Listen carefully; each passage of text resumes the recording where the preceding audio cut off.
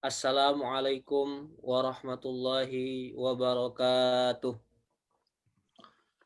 Innal hamdalillah nahmaduhu wa nasta'inuhu wa nastahdihi wa nastaghfiruh wa na'udzu billahi min syururi anfusina wa min sayyiati a'malina.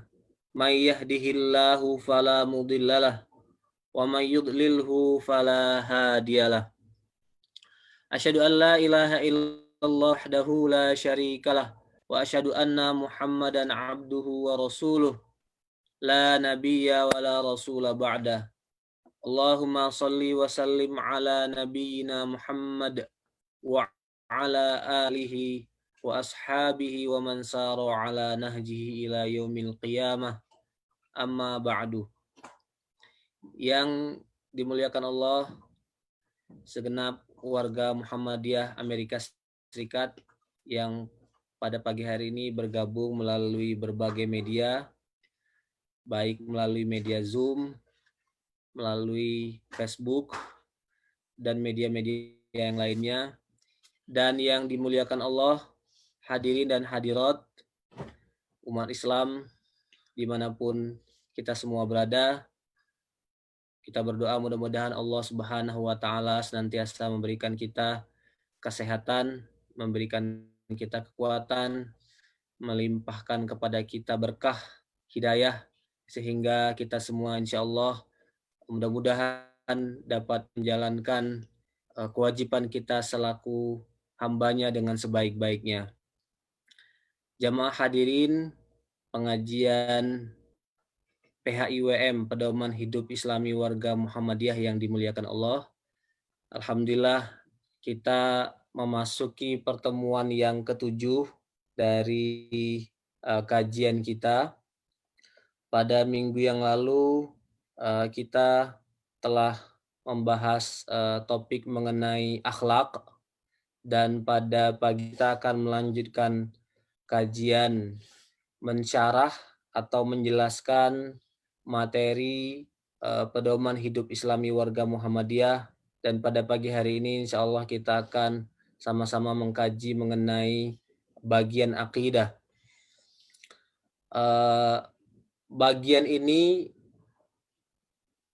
Bagian akidah itu terletak pada bab yang ketiga.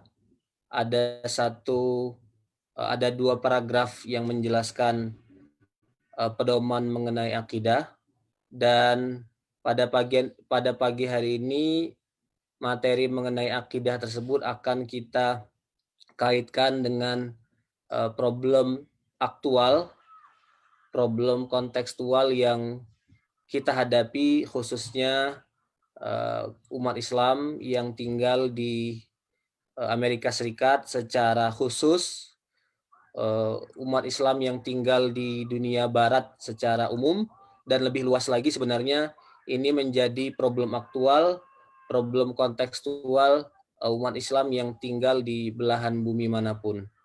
Jadi insya Allah pada hari ini kita akan mengkaji bagaimana Islam menjawab tantangan ateisme dan tantangan agnostisme, gitu. Atau mungkin dalam bahasa yang lebih mudah kita ingat, orang-orang yang ragu. Nah, ini insya Allah materi akan kita kaji dan kita bedah pada hari ini. Pertama, kita akan menjelaskan, mengkaji mengenai hakikat ateisme dan agnostisme. Kemudian bagian yang cukup panjang dan paling panjang di antara bagian-bagian yang lain adalah berkenaan dengan argumen-argumen para ateis dan agnostis. Kemudian selanjutnya mudah-mudahan kita cukup waktu untuk membahas materi ketiga, yaitu argumen keberadaan Tuhan, tentu saja dari perspektif agama Islam. Dan terakhir adalah practical agenda atau agenda-agenda praktis ke depan yang menjadi PR kita semua, baik sebagai komunitas, sebagai umat Islam yang tinggal di dunia barat, ataupun secara umum umat Islam yang tinggal dimanapun. Nah, ini insya Allah 4 materi yang akan kita bahas. Kalau waktunya ternyata tidak mencukupi, mungkin materi ini akan saya kirim ke grup WhatsApp, dan barangkali juga bisa di posting, bisa di-upload di laman Facebook Muhammadiyah Amerika Serikat sehingga bisa dibaca lebih luas. Bismillahirrahmanirrahim. Seperti biasa kita mulai dari membaca matan pedoman hidup Islami warga Muhammadiyah yang akan kita kaji. Bagian ketiga, kehidupan Islami warga Muhammadiyah. A. Kehidupan pribadi. 2. Dalam akidah.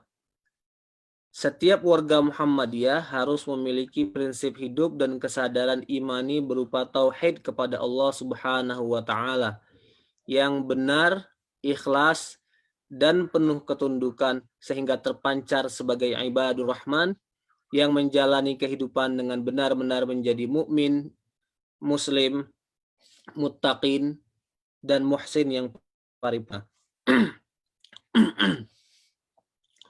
Setiap warga Muhammadiyah wajib menjadikan iman dan tauhid sebagai sumber seluruh kegiatan hidup, tidak boleh mengingkari keimanan berdasarkan tauhid itu, dan tetap menjauhi serta menolak syirik, takhayyul, bid'ah, dan khurafat yang menodai iman dan tauhid kepada Allah Subhanahu wa taala. Nah, ini dua materi pokok yang akan kita uraikan, terutama yang akan menjadi fokus kita adalah pada bagian yang kedua, yaitu bagian mengenai bagaimana kita mempertahankan keimanan kita. Dan sekali lagi, yang hari ini menjadi tantangan serius bagi kita semua adalah fenomena ateisme yang cukup menggejala dan jumlahnya terus bertambah dan menjadi hal yang memprihatinkan kita semua. Nah, ini perlu mendapatkan respon dari kita, dari umat Islam dimanapun, lebih-lebih bagi umat Islam yang berinteraksi atau bersentuhan langsung dengan problem ini. Bapak-bapak dan ibu-ibu yang dimuliakan Allah, kita mulai dari melihat bagaimana Al-Quran menjelaskan tentang fenomena ateisme dalam bagaimana menjelaskan fenomena ateisme. Nah, dalam bahasa Arab, ateisme itu disebut dengan dahriyun atau mulhidun. Dahriyun itu dahr itu secara bahasa artinya masa atau waktu itu. Jadi dahriyun itu artinya orang yang meyakini tentang keabadian waktu itu dan keabadian alam semesta. Mulhid itu istilah kontemporer untuk menunjukkan ateisme. Nah, jadi dua-duanya mengacu kepada istilah yang sama, orang yang tidak percaya pada keberadaan Tuhan. Setidaknya ada dua ayat Al-Quran yang dapat kita jadikan acuan. Ayat yang pertama adalah surat Al-An'am ayat ke-29, di mana Allah Subhanahu wa taala berfirman, A'udzubillahi minasyaitonirrajim. Wa qalu in hiya illa hayatuna dunya wa ma nahnu bimab'utsin. Mereka, orang-orang yang tidak beriman itu, kaum dahriyun itu, mengatakan hidup itu hanyalah kehidupan kita yang ada di dunia saja, dan kita sekali-sekali tidak akan dibangkitkan. Jadi kaum ateis yang diadres, yang dijumpai oleh Al-Quran pada saat Al-Quran turun adalah orang-orang yang percaya bahwa tidak ada hari akhirat, tidak ada yaumuddin, tidak ada hari kebangkitan, dan tidak ada hari pembalasan. Nah, firman Allah dalam surat Al-An'am ayat ke-29 tersebut kemudian diperjelas lagi oleh firman Allah dalam surat Al-Jathiyah ayat ke-24. Allah Subhanahu wa taala berfirman, a'udzubillahi minasyaitonirrajim.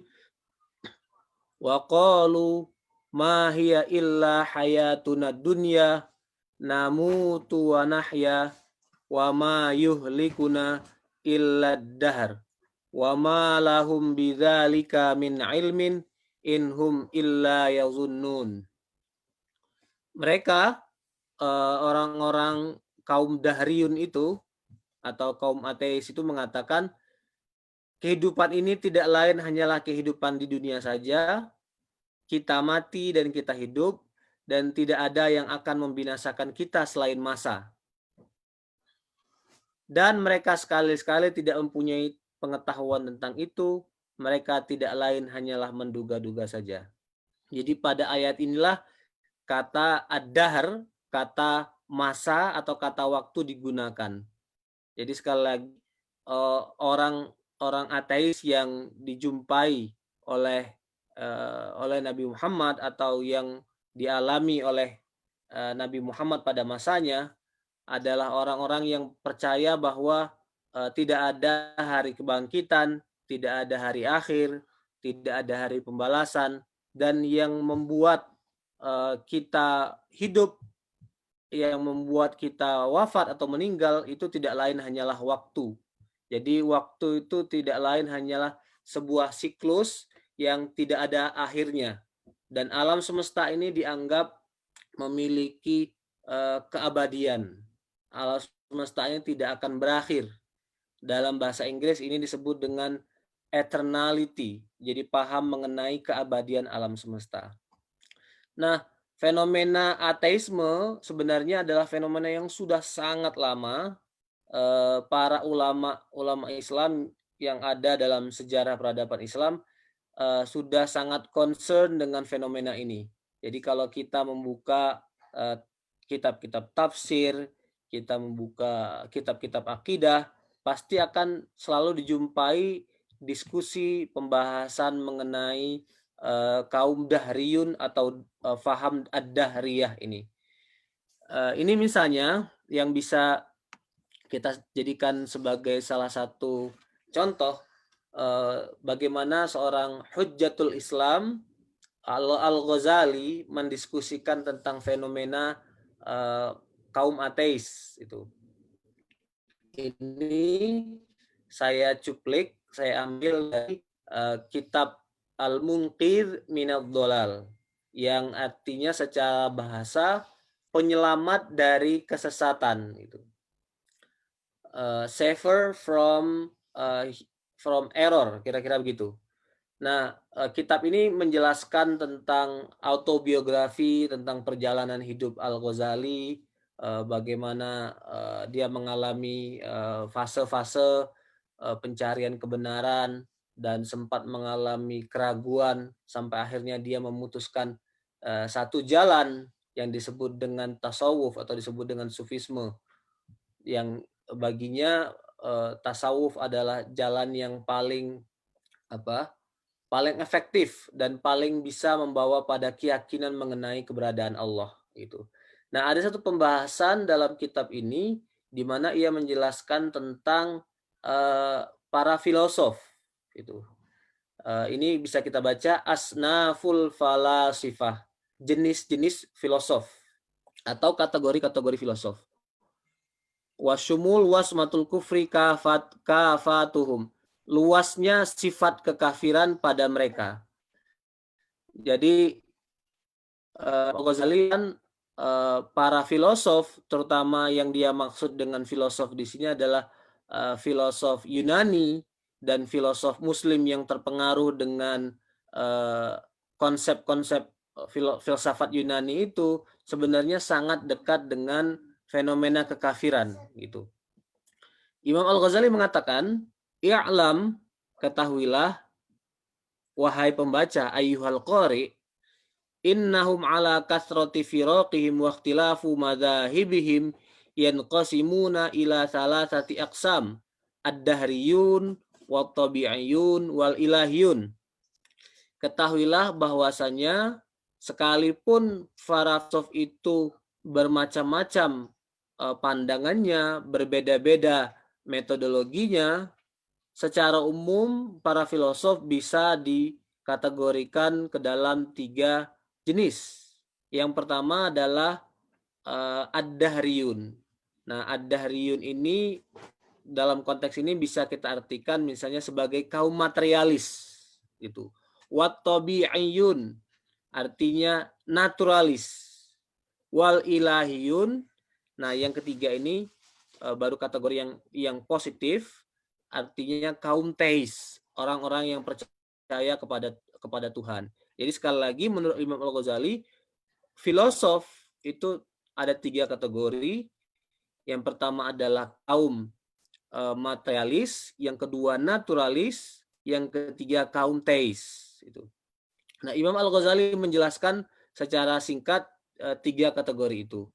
As-sonful awal, yang pertama kaum ad-dahriyun, wahum ta'ifatun minal aqdamin, jahadu as-sani' al-mudabbir al-alim al-qadir.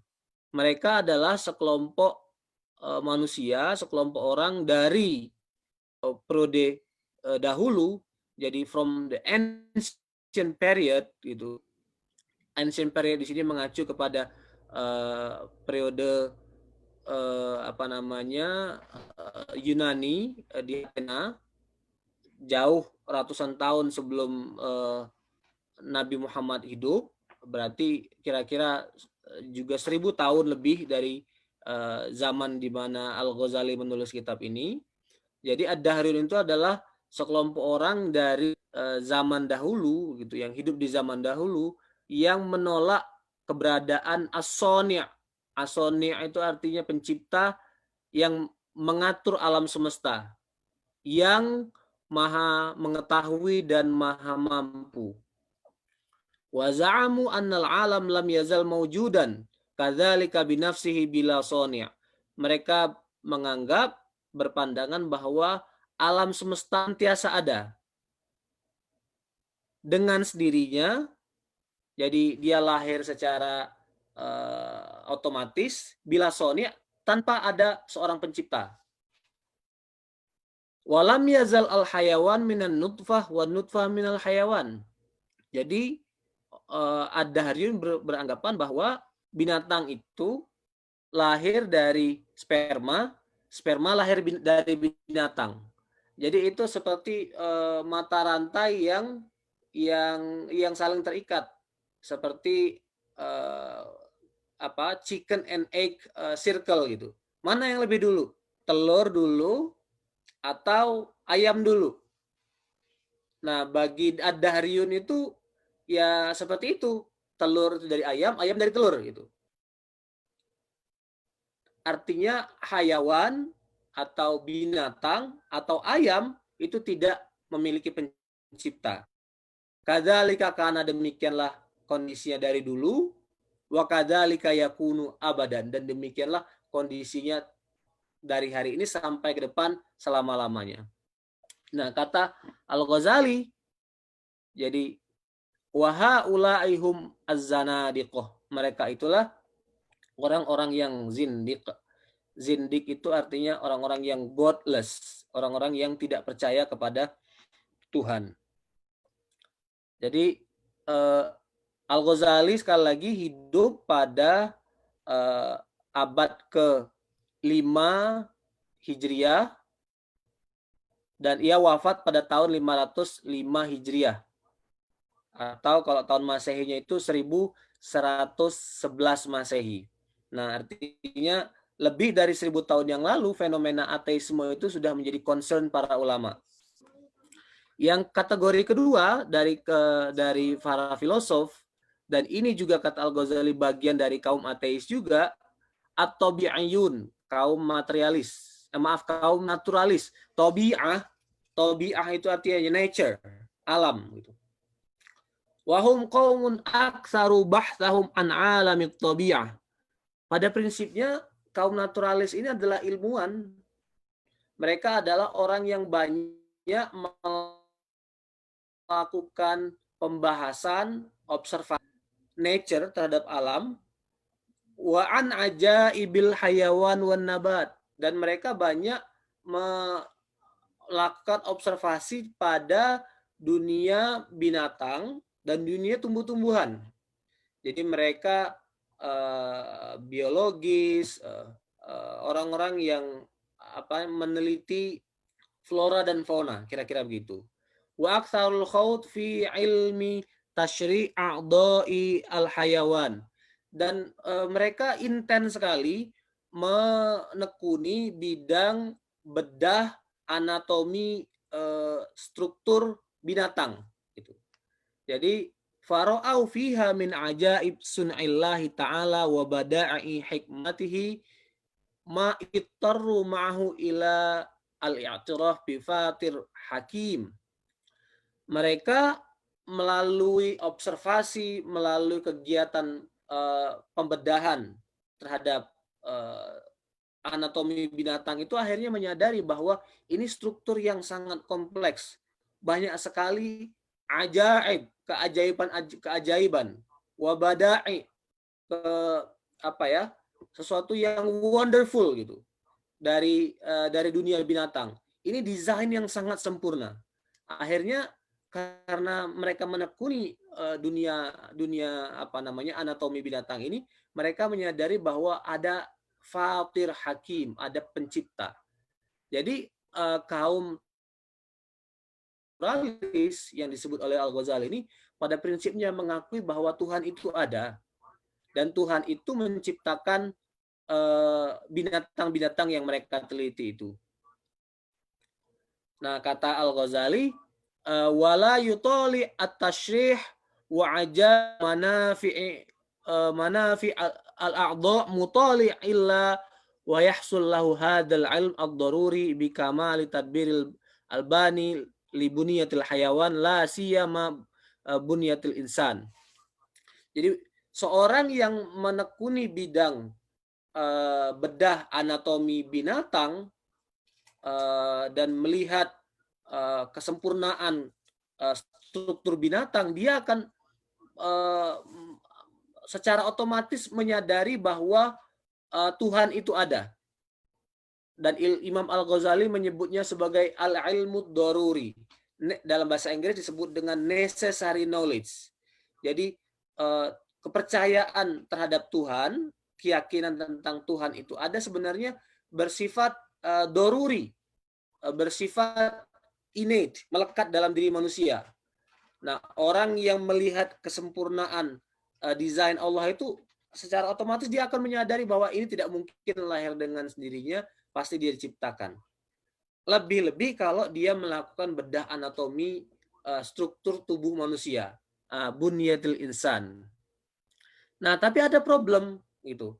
Ada problem karena mereka banyak melakukan penelitian terhadap dunia binatang, ternyata pada akhirnya fenomena yang dilihat oleh Al-Ghazali, mereka justru terpengaruh oleh sifat-sifat dan cara berpikir makhluk yang mereka teliti gitu. Akhirnya kata Al-Ghazali sifatnya tidak berbeda jauh dengan binatang gitu. Kenapa? Karena kemudian mereka meyakini fadhahabu ila anna nafsa tamutu wala ta'ud. Jadi mereka percaya bahwa binatang itu diciptakan oleh Tuhan dan Tuhan itu ada. Wabas, dan kepercayaan itu hanya berhenti di situ. Dan mereka tidak mempercayai bahwa manusia itu ketika dia meninggal, dia akan hidup atau dibangkitkan kembali. Fajahadu al-akhirah. Nah, kaum naturalis itu menolak keberadaan hari akhirat. Wa ankarul jannah wan nar. Mereka mengingkari keberadaan surga, keberadaan neraka, keberadaan hari yaumul hasyar, manusia dikumpulkan di padang mahsyar gitu. Wal qiyamah wal hisab, dan mereka tidak percaya pada hari kiamat dan hari pembalasan. Falam yabqa indahum lit-ta'ah thawabun. Maka bagi mereka orang yang berbuat baik, melakukan ketaatan itu tidak akan mendapatkan pahala dari Allah. Gitu. Walalil ma'siyah iqabun. Demikian pula kalau orang melakukan perbuatan maksiat, mereka tidak akan mendapatkan sanksi, tidak akan mendapatkan punishment. Fanhalla anhum al-lijam wanhakamu fi syahawat inhakul an'am. Nah, karena mereka tidak percaya bahwa manusia akan dihisab, maka kendali atau restrain atau apa ya, kendali gitu, itu hilang dari dalam diri mereka, tercerabut, hidup tanpa rem, kira-kira gitu. Dan mereka terjerumus kepada hawa nafsu seperti hawa nafsu para binatang itu. Nah, wahaulai aidon zanadiqotun.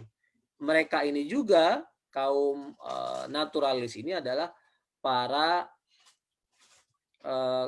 orang-orang yang zindik atau orang-orang yang godless itu. Karena li'anna aslal iman huwal imanu billah wal yaumil akhir. Karena pada prinsipnya dalam Islam, iman itu bukan hanya percaya pada Allah saja, tapi percaya pada Allah dan percaya pada hari akhir. Sementara mereka, orang-orang naturalis itu tidak percaya pada hari akhir, sekalipun mereka beriman pada Allah dan beriman pada sifat-sifat Allah. Nah, yang ketiga, kategori ketiga dari filosof adalah al-ilahiyun atau kaum teis, orang-orang yang percaya kepada Tuhan. Minhum diantara mereka adalah Sokrates. Jadi nama-nama seperti ini tuh sudah sangat akrab di telinga dan ditulis oleh para ulama zaman dulu gitu. Mereka membaca pemikiran Sokrates itu. Wa huwa ustazu Aflatun, wa Aflatun ustazu Aristoteles itu.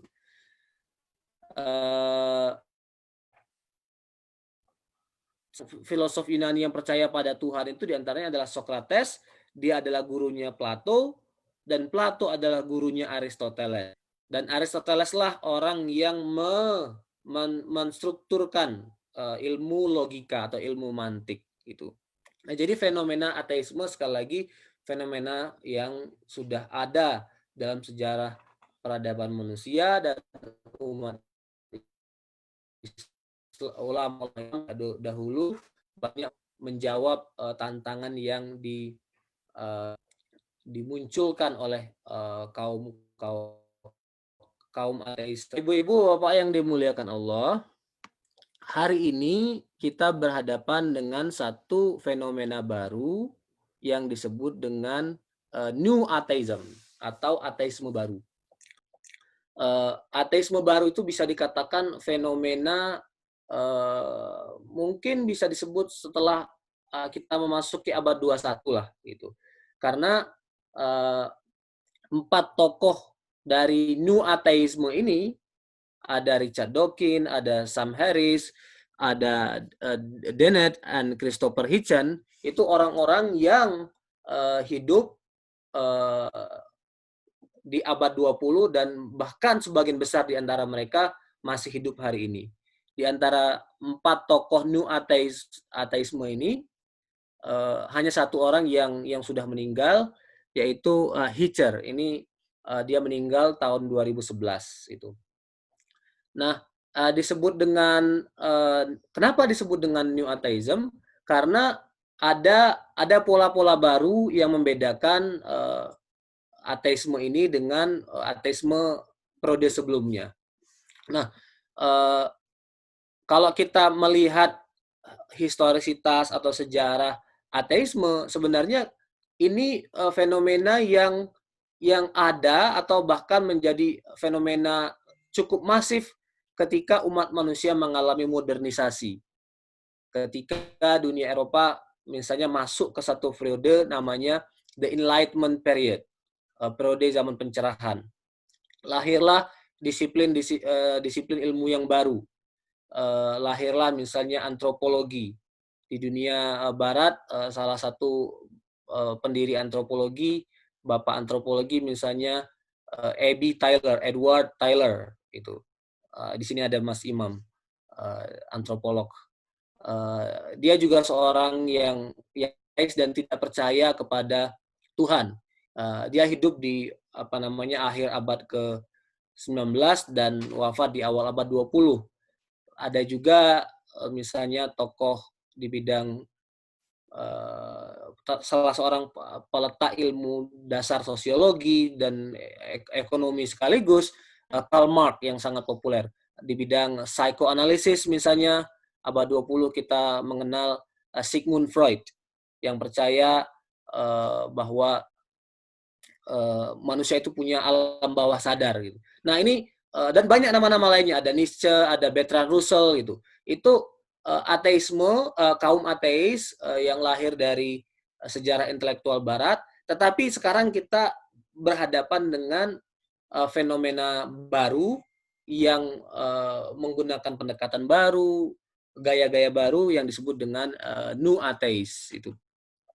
Nah, misalnya kita lihat di sini tokoh pertama Richard Dawkins, British biologist, ahli biologi dari British, dari Inggris,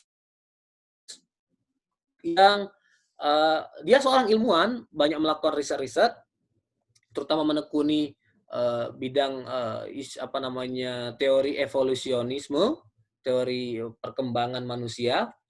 Nah, dia juga seorang penulis populer gitu.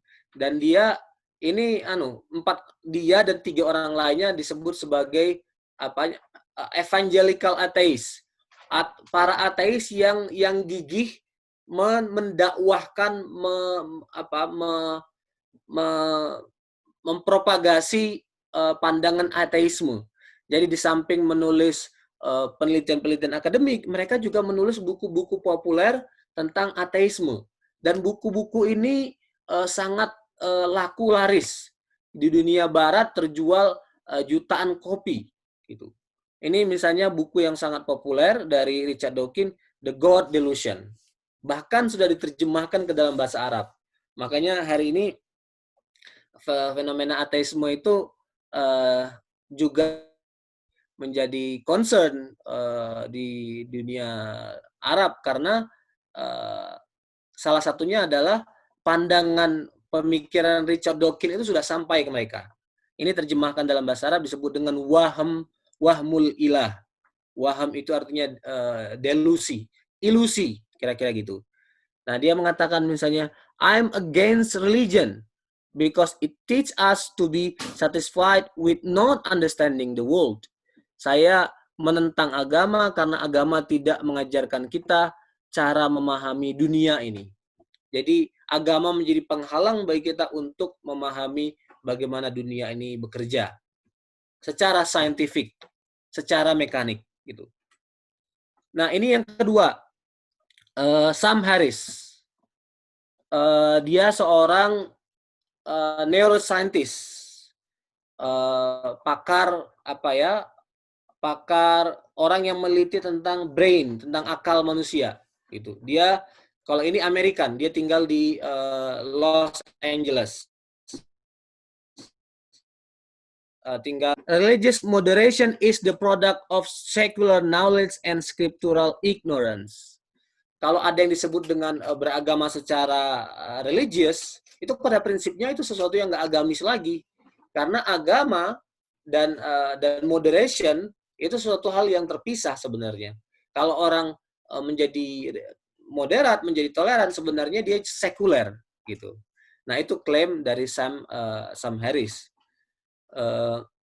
Yang ketiga, kalau ini juga American, Dennett, dia tinggal di Massachusetts. Misalnya pernyataan populernya, the only meaning of life worth caring about is the one that can withstand the best efforts to examine it. Satu-satunya hal yang layak menjadi perhatian kita adalah sesuatu yang bisa kita uji. Gitu. Nah, pernyataan ini bermakna bahwa agama itu nggak perlu kita perhatikan. We don't have to take religion seriously. Gitu. Kenapa? Karena agama nggak bisa kita uji, nggak bisa kita verifikasi, dan nggak bisa keyakinan doktrin-doktrin dalam agama nggak bisa kita observasi. Itu. Nah, dia seorang filosofer. Yang ketiga, Yang ketiga ini namanya Hitchen. Ini relatif berbeda karena dia bukan ilmuwan, bukan orang yang mengajar di kampus, tapi dia jurnalis dan dia political analyst itu. Dia bilang sesuatu yang bisa diterima tanpa sains bisa juga ditolak tanpa sains gitu. Nah, 4 orang ini dianggap sebagai 4 simbol New Atheism itu. Makanya ada istilah the Four Horsemen, empat orang penunggang kuda. Four Horsemen itu sebenarnya istilah yang berasal dari Old Testament, dari Perjanjian Lama. Jadi ada satu cerita tentang 4 warrior yang berperang melawan musuh, dan 4 orang ini dianggap sebagai warrior itu oleh para peneliti dan penulis di Barat. Nah, sekali lagi dibandingkan dengan tokoh-tokoh ateis sebelumnya, Karl Marx, Bertrand Russell, dan lain-lain, tokoh ini menjelaskan ateisme dengan sangat-sangat populis. Mereka tampil di media massa, tampil di televisi. Tahun mungkin yang lalu Sam Harris berdebat di channel CNN, menjelaskan tentang Islam itu agama evil misalnya. Mereka punya daya tarik gitu. Makanya ateisme itu menjadi tren yang meningkat di dunia barat karena ada pendekatan-pendekatan yang lebih populis itu untuk menjelaskan ateisme. Nah, apa yang membedakan sekali lagi ateisme dengan ateisme baru dengan ateisme lama selain gaya populisnya? Yang membedakannya adalah para New Atheist ini adalah orang-orang yang memiliki kebencian sangat mendalam kepada Islam. Gitu. Jadi, ini concern kita semua. Kaum ateis baru ini juga mempromosikan kebencian terhadap Islam di depan publik. Gitu. Dan itu pengamatan bukan saja dari Muslim, para penulis lain juga melihat kecenderungan itu. Mereka against any religion gitu, but they are more hostile against Islam. Mereka semuanya mengkritik agama, tapi khusus kepada Islam kritik mereka jauh lebih serius, dan seolah-olah Islam itu lebih buruk dibanding yang lainnya. Misalnya kita lihat pernyataan Richard Dawkins, I think Islam is the greatest force for evil in the world today. I have said so often and loudly. What are you talking about? Menurut saya Islam adalah kekuatan hari ini. Gitu. Dan saya sudah lama mengatakan ini dengan sangat nyaring. Ini Sam Harris, the problem is not fundamentalism. The problem with Islamic fundamentalisms are the fundamentals of Islam.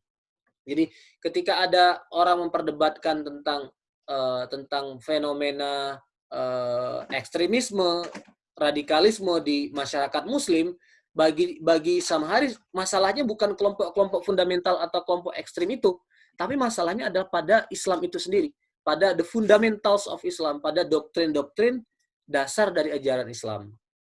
Jadi Islam itu artinya menurut dia sudah evil dari sananya. Gitu. Nah, ini yang lain yang membedakan fenomena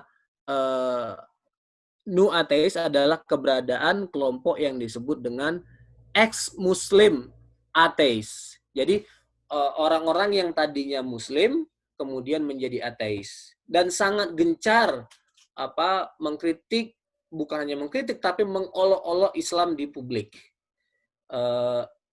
Ini misalnya yang sangat populer seorang penulis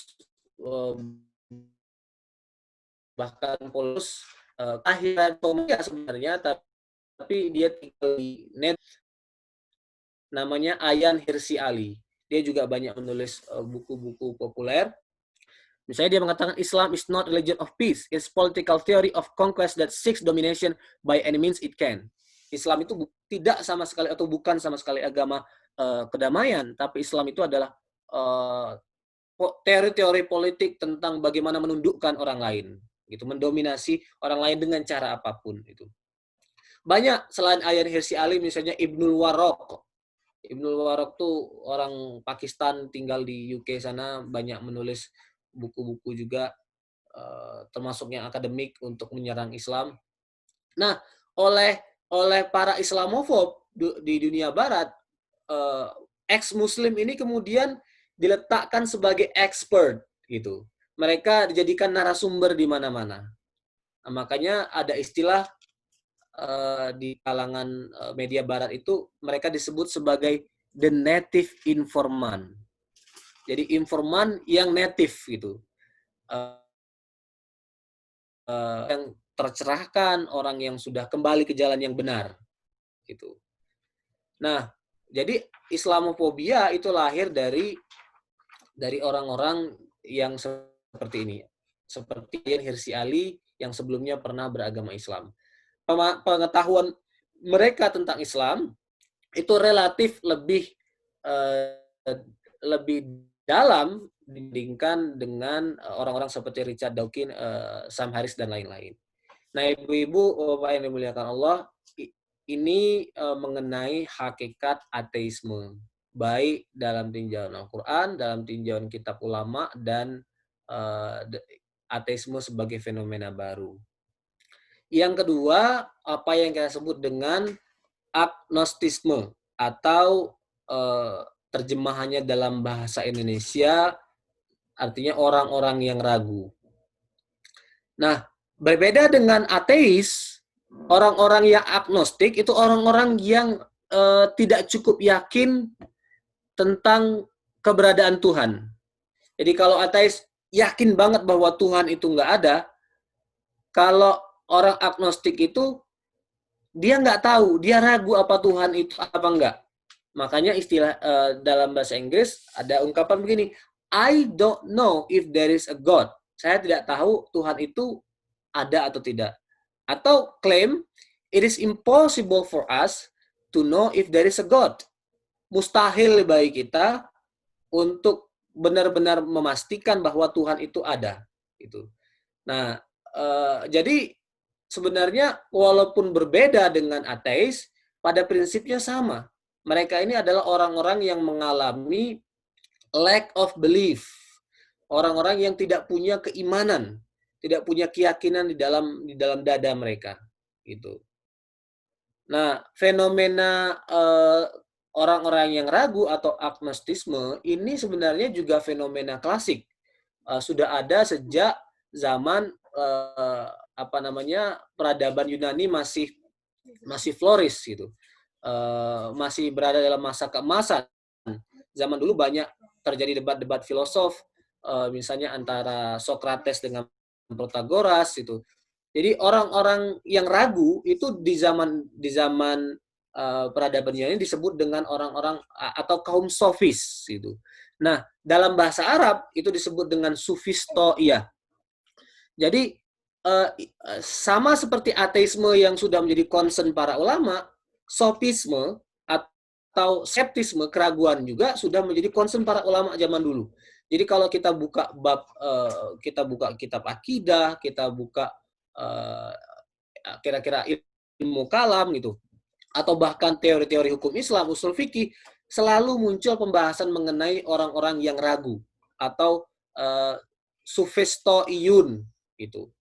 Nah, bahkan kalau kita lihat nature-nya ya, kalau kita lihat karakternya, sifat keraguannya itu bisa lebih luas gitu. Mereka bukan hanya ragu tentang keberadaan Tuhan, mereka ragu tentang banyak hal. Misalnya gini, ketika saya ngomong itu saya mimpi atau saya sadar gitu. Kita ini hidup di dunia. Hidup di dunia ini ilusi, delusi, atau real gitu. Kita ini belajar, nuntut ilmu. Yang kita tuntut itu ilmu atau bukan. Terus kebenaran itu ada apa enggak gitu. Nah, ini kemudian turun mengalami derivasi, lahirlah agnostisme, orang yang tidak yakin bahwa Tuhan itu ada.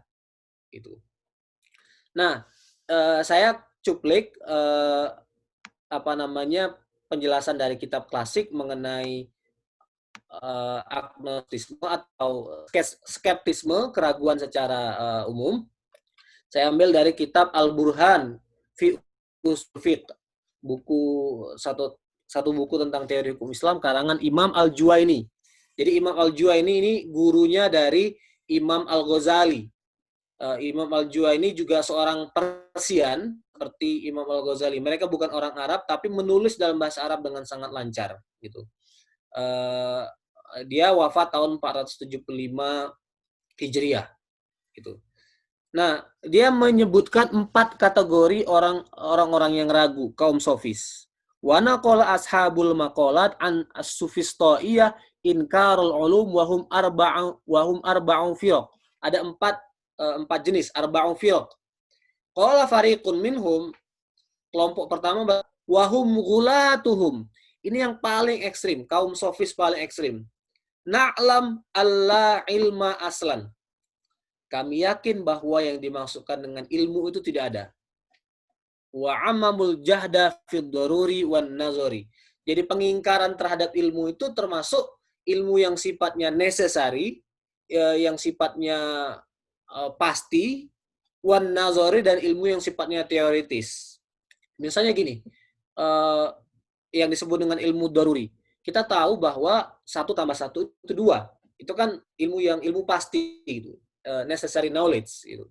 Kita tahu bahwa kalau kita misalnya menjatuhkan ini botol, dilepaskan dari tangan, dia akan jatuh. Itu namanya ilmu daruri, berasal dari aksiomatika. Nah, ilmu nazar itu ilmu yang perlu proses penalaran. Nah, bagi kaum sofis yang pertama ini, itu ilmu itu tidak ada, baik yang sifatnya daruri maupun nazori. Dan ini yang paling ekstrim. Nah, yang kedua, saya kira ini yang paling mirip dengan kaum agnostik hari ini. Lam yuthbat indana ilmun bima'lum, falam yu'lam antifa al-ulum. Kita nggak punya cukup bukti bahwa ilmu itu ada. Tetapi kita juga tidak tahu bahwa ilmu itu tidak ada. Nah, kan bingung kan? Dibilang ilmu itu ada, kita nggak yakin. Dibilang ilmu itu tidak ada, kita juga nggak punya bukti. Gitu. Nah, ini sama seperti kaum sofis hari ini, kaum agnostik hari ini, yang tidak percaya, tidak sepenuhnya yakin bahwa Tuhan itu ada atau tidak ada. Itu jenis kedua. Yang ketiga, waqala fariqun minhum la nunkir al-ulum walakin laisa fil quwa al-ihtiwa alaihi. Kami percaya bahwa ilmu itu bisa dipelajari, ilmu itu bisa diperoleh, tetapi manusia tidak akan bisa mencapainya. Itu. Siapapun orang yang berusaha menuntut ilmu, maka dia tidak akan sampai kepada ilmu itu. Itu kategori ketiga. Kategori keempat adalah orang yang meyakini ada kontradiksi dalam ilmu. Jadi A itu benar, B juga benar, walaupun dua-duanya berkontradiksi satu sama lain. Ini contoh yang disebutkan oleh Imam Al-Juwaini, fa mu'taqid qidamul alam ala ilmin wa mu'taqid huduthi ala ilmin. Orang yang percaya bahwa alam semesta ini abadi, tidak memiliki pencipta, ada dengan sendirinya, itu benar. Ala ilmin. Dan sebaliknya, orang yang percaya bahwa alam semesta ini huduth, alam semesta ini baru, alam semesta ini diciptakan oleh Tuhan, itu juga benar. Nah, bagaimana kita merekonsiliasi dua pandangan yang kontradiksi ini? Orang yang berpandangan alam semesta itu diciptakan dengan orang yang berpandangan alam semesta itu ada dengan sendirinya, dua-duanya benar.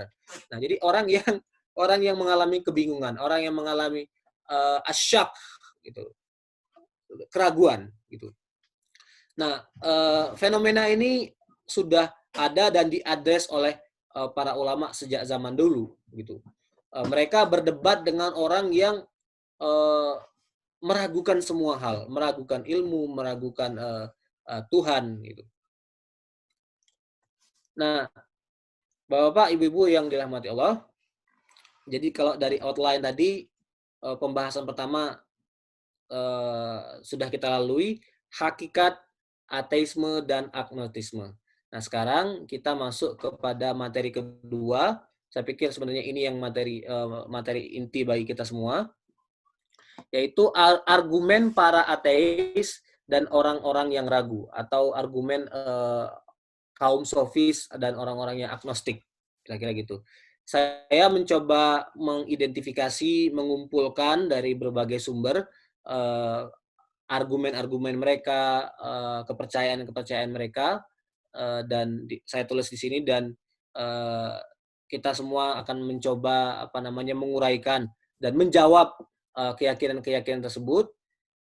Dan saya pikir ini mudah-mudahan jadi bekal bagi kita untuk berdialog dengan orang-orang yang ateis, orang-orang yang ragu, yang mungkin sangat mungkin untuk kita jumpai di sini di Amerika Serikat. Itu kalau kita punya punya pemahaman mengenai argumen mereka, bisa memahami argumen yang membalikkan argumen mereka, ya insya Allah ya mungkin kita punya cukup keberanian atau kepercayaan diri untuk berdiskusi. Yang pertama saya bacakan dulu. Sains telah menggantikan Tuhan dalam menjelaskan alam semesta. Ini disebut dengan ada satu paham yang disebut dengan scientism, gitu. Jadi sains itu adalah segala-galanya, Tuhan tidak diperlukan lagi karena Tuhan telah digantikan oleh sains. Yang kedua, argumen yang cukup umum untuk menolak keberadaan Tuhan, adanya keburukan dan penderitaan manusia di muka bumi bukti bahwa Tuhan tidak ada. Jadi ini the problem of evil and the problem of suffering. Kalau Tuhan itu ada, kenapa masih ada keburukan dan kenapa masih ada penderitaan? Nah, itu pertanyaan umum. Yang ketiga, agama menjadi sebab pertikaian dan peperangan. Gitu. Dan kalau diarahkan ke Islam, maka pernyataannya adalah Islam adalah agama kekerasan. Ini tadi pernyataan yang keluar misalnya dari Richard Dawkins, Sam Harris, Ayaan Hirsi Ali, dan yang lain-lain. Dan yang keempat, ini juga argumen atau kira-kira stereotip yang dilekatkan kepada Islam oleh kaum ateis. Islam tidak memuliakan kaum perempuan. Kalau kita buka YouTube misalnya debate between ateis and Muslim, salah satu argumen yang sering muncul adalah Islam itu agama yang tidak memuliakan kaum perempuan atau bahkan merendahkan derajat kaum perempuan. Nah, yang kelima, ini sebenarnya argumen tidak begitu akademik, tetapi cukup umum kita dengar. Yang penting berbuat baik, tidak perlu beragama, dan tidak perlu Tuhan. Jadi ada satu paham keyakinan bahwa kebaikan itu bersifat objektif, bisa dinalar, bisa dicapai oleh akal pikiran manusia. Dan yang keenam, tidak ada bukti material dan tidak ada argumen filosofis yang kuat, kira-kira gitu. Bukan hanya bukti material yang menunjukkan bahwa Tuhan itu ada. Jadi secara umum ada 6. Saya tidak tahu, mungkin kita tidak cukup punya waktu untuk menjelaskan ke 6-6-nya, tapi kita mulai satu persatu dari yang paling atas. Argumen yang disebut dengan scientism atau scientisme. Ini proponennya, misalnya Richard Dawkins menulis buku How a Scientist Changed the Way We Think. Bagaimana ilmuwan bisa merubah cara kita berpikir. Ini seorang profesor biologi yang banyak melakukan penelitian, tetapi dia punya kemampuan narasi populer gitu. Sam Harris juga demikian. Menulis buku judulnya How Science Can Determine Human Values. Bagaimana sains bisa menentukan nilai-nilai manusia. Ini yang tadi saya sebut bahwa nilai-nilai itu bersifat objektif, nalar pun bisa sampai ke situ. The moral landscape. Ini coba disebut sebagai New York Times bestseller. Jadi kalau penerbit suka menerbitkan buku-buku kayak gini karena pasti banyak pembacanya. Nah, saintisme berpandangan bahwa segala sesuatu bisa dijelaskan dengan sains, termasuk asal-usul alam semesta. Jadi nggak perlu lagi menjelaskannya dengan ayat-ayat Al-Quran, nggak perlu lagi dengan Bible, nggak perlu lagi dengan keyakinan teologis, karena semuanya sudah digantikan sains. Dan tidak hanya itu, sains itu adalah medium yang sangat objektif dan medium yang paling efektif untuk mencapai pengetahuan tentang segala sesuatu. Dan kalau yang disebut dengan science, itu berarti dia 5 human senses, 5 panca indera manusia. Itu dianggap sebagai alat yang objektif dan bisa mengantarkan kita kepada pengetahuan secara efektif. Oleh karena itu, Tuhan tidak diperlukan lagi untuk menjelaskan asal-usul dan keteraturan alam semesta. Nah, kalau kita berhadapan dengan argumen seperti ini, kira-kira apa yang bisa kita sampaikan? Pertama mungkin kita perlu menjelaskan kelemahan pandangan bahwa observasi itu sesuatu yang akurat. Jadi kan scientism itu berpijak pada metode observasi gitu. Atau kalau kita menggunakan istilah yang lebih teknis, induksi. Induksi itu sesuatu yang akurat gitu.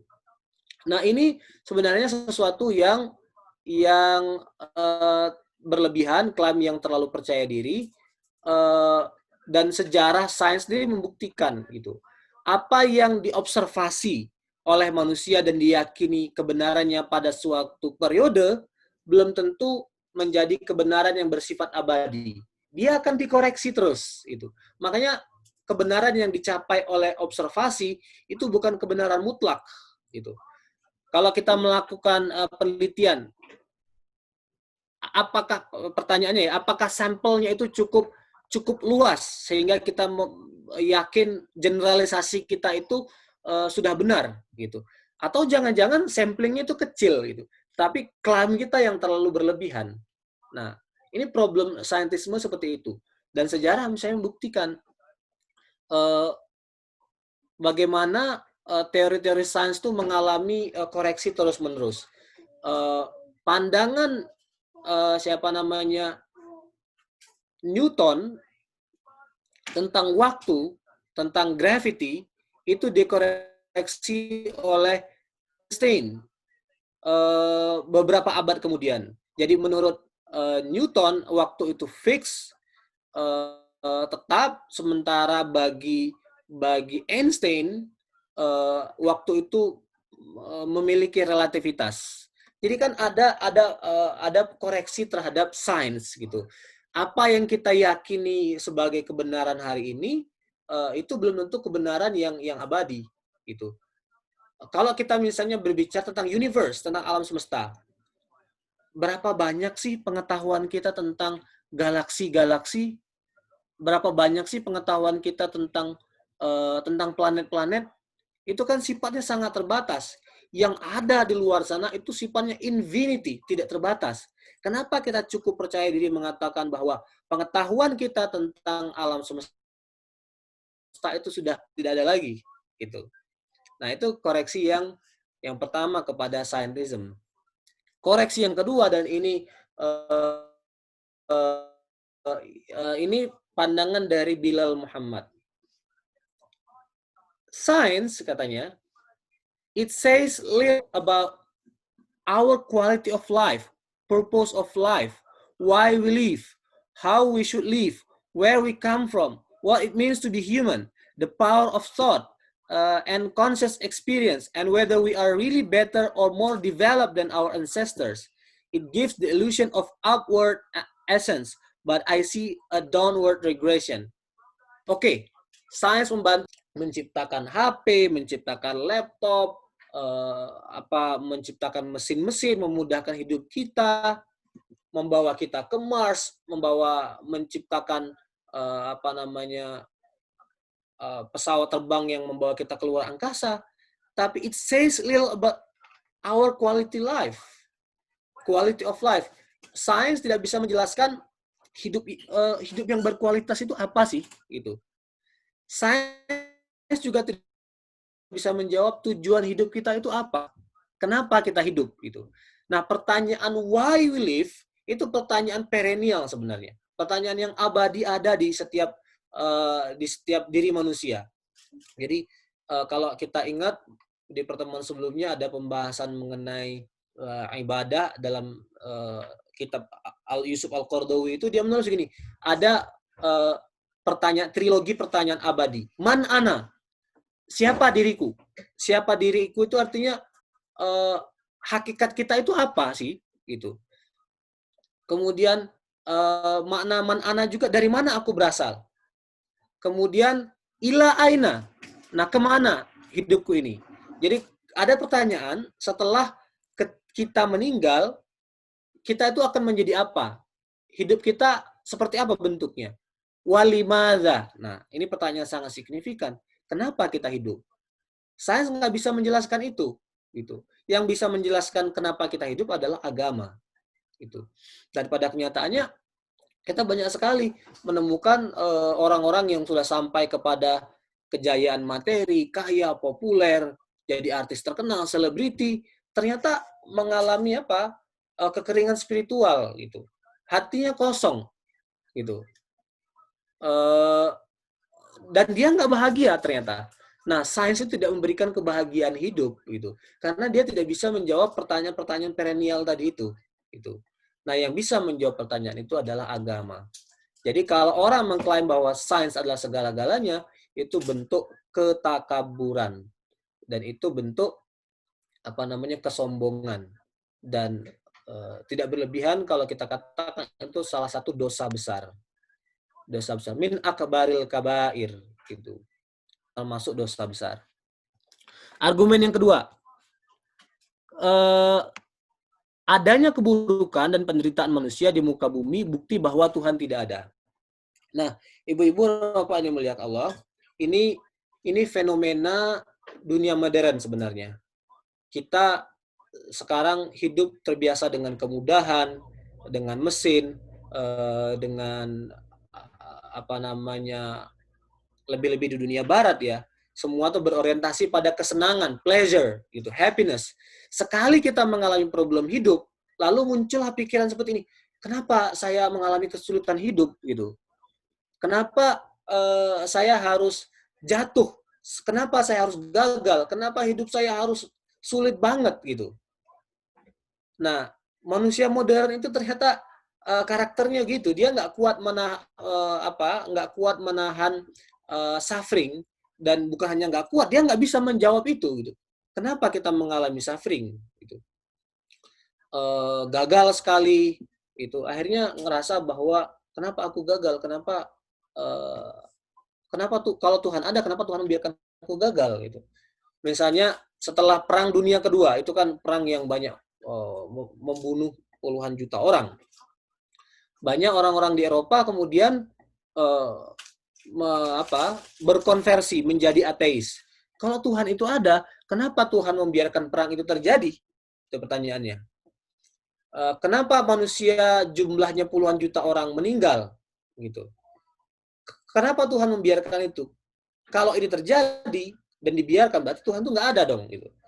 Nah, di konteks Amerika, ada satu pertanyaan yang juga cukup serius diajukan oleh Black American. Walaupun mereka relatif bisa menjawab itu. Pertanyaan dari Black American, kalau Tuhan itu ada, gitu ya, dan Tuhan itu maha mampu, kenapa selama ratusan tahun kita mengalami suffering, mengalami penderitaan. Kita diculik dari pantai barat Afrika sana, dikirim kayak paket melalui kapal-kapal dibawa ke Amerika kontinen. Kemudian kita menderita perbudakan, slavery, kerja di plantation. Kalau kita nggak taat, kita di-lynching, dipancung. Kemudian walaupun kemudian perbudakannya sudah hilang, kita mengalami diskriminasi, dan diskriminasi itu sampai hari ini masih ada, sifatnya struktural. Masih ada police brutality gitu. Nah, pertanyaan Black American, kalau Tuhan itu ada, kenapa itu dibiarkan terjadi gitu? Beberapa orang, walaupun jumlahnya mungkin minoritas dari kalangan Black American, kemudian sampai pada kesimpulan bahwa Tuhan itu nggak ada, karena Tuhan nggak bisa merubah sejarah. Itu God is not powerful enough to change the history. Kira-kira klaimnya begitu. Tapi kalau orang yang percaya pada Tuhan, maka pertanyaannya dia rubah. Tuhan itu ada, Tuhan itu maha adil, kenapa ini terus terjadi? Gitu. Nah, dia berusaha mencari jawaban-jawaban itu. Nah, berhadapan dengan pertanyaan seperti ini, bagaimana kita menjawabnya? Gitu.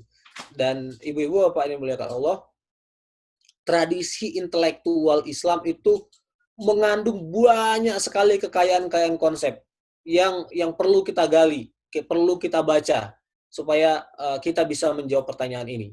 Gitu. Makanya ya kita artinya harus bisa bahasa Arab supaya bisa baca itu pikiran-pikiran para ulama. Tuh. Ini saya kutip dari yang sebelah kiri, ini pandangan Mu'tazilah. Mu'tazilah itu mazhab teologi pertama yang merumuskan konsep hikmah.